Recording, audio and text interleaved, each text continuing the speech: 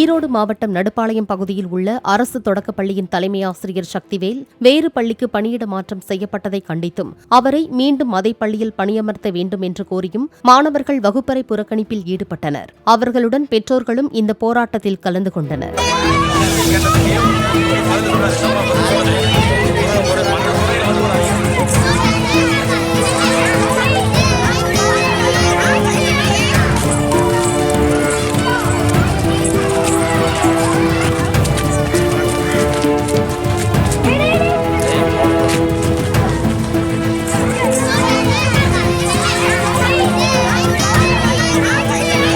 Play store மற்றும் app ஸ்டோரில் இருந்து பாலிமர் செயலியை QR கோடு மூலம் பதிவிறக்கம் செய்யுங்கள்.